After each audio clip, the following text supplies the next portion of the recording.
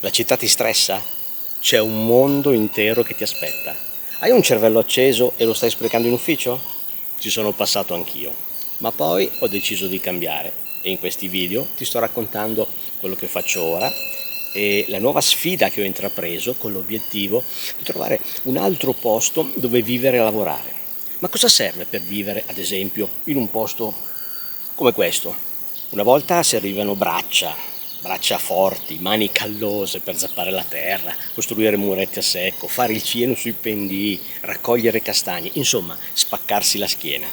I borghi italiani erano vivi, ma pulsavano di sudore e bestemmie sottovoce. Oggi quelle braccia non servono più, servono cervelli. Cervelli vivi, accesi, che pensano, creano, rischiano, perché i borghi italiani non si salvano con la nostalgia o con le sagre del pecorino, si salvano con le idee. E se stai guardando questo video da un cubicolo open space con il tuo caffè dalla macchinetta e il capo che ti respira sul collo, magari è il momento di chiederti: e se il mio cervello potesse fare di più? Magari in un posto che non puzza di smog? Ci sono passato anch'io tempo fa e l'ho raccontato qui sul canale YouTube Rurale Digitale, dove parliamo di come si vive nei borghi, come si affrontano le sfide e si risolvono i problemi. Quindi partiamo da un dato: in Italia ci sono circa 6.000 borghi e quasi tutti si stanno spopolando. Case vuote, scuole chiuse, negozi che sembrano set di un film post-apocalittico. La gente se ne va, soprattutto i giovani. E chi resta? Gli anziani che giocano a briscola e raccontano di quando c'era la lira. È così, il mondo è cambiato e i borghi non sono più quelli di una volta. Non si vive più di agricoltura, di sussistenza o di turismo mordi e fuggi. Il problema è che tutti pensano che l'unico modo per salvare i borghi sia trasformarli in cartoline per influencer in cerca di like. Non funziona. Le foto con il tramonto dietro il campanile non pagano le bollette. Oggi servono i cervelli, perché il futuro dei borghi non sta nelle braccia che zappano, ma nelle menti che inventano. Gente che usa il cervello per creare qualcosa di nuovo, che non ha paura di rischiare, che non si accontenta di timbrare il cartellino per 1.200 euro al mese, più buoni pasto.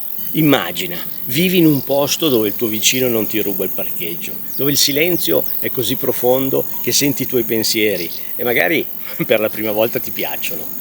Immagina di svegliarti senza l'ansia di un meeting alle 9, ma con l'idea di costruire qualcosa di tuo. Un borgo non è solo un mucchio di case vecchie, è uno spazio vuoto che aspetta di essere riempito, non di turisti, non di sagre, ma di progetti.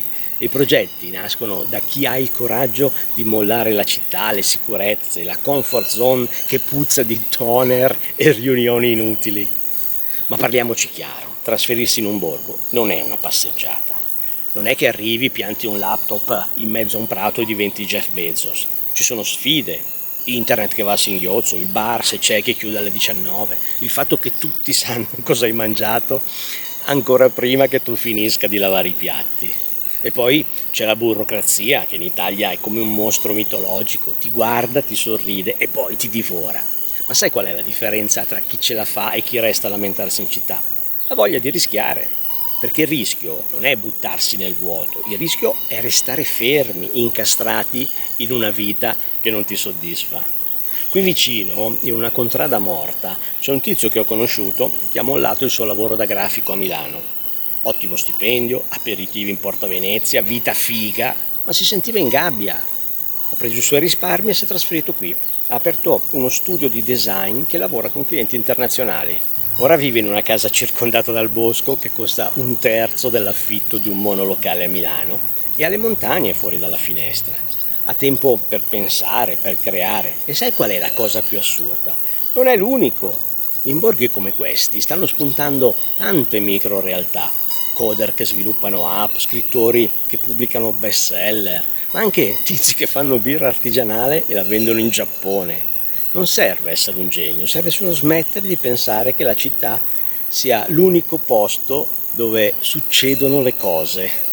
Perché, parliamone, cosa ti dà davvero la città? Un mutuo trentennale per 60 metri quadri? La possibilità di scegliere tra 47 tipi di sushi delivery in 5 minuti? La gioia di passare 2 ore al giorno in macchina o su un tram che puzza di sudore? La città ti vende l'illusione di essere al centro del mondo, ma spesso sei solo al centro di un ingorgo. Un borgo invece ti dà spazio per respirare, per sbagliare, per provare. E no, non sto dicendo che devi diventare un eremita o un hippie che tesse tappeti, sto dicendo che un borgo è una tela bianca, il pennello ce l'hai tu. Allora, perché non provare? Perché non prendere quel progetto che tieni nel cassetto da anni e portarlo in un posto dove puoi permetterti di fallire senza finire sotto un ponte? I borghi non hanno bisogno di multinazionali o di fabbriche, hanno bisogno di gente come te, che magari sa fare qualcosa di unico o che vuole imparare. Pensa a cosa sai fare.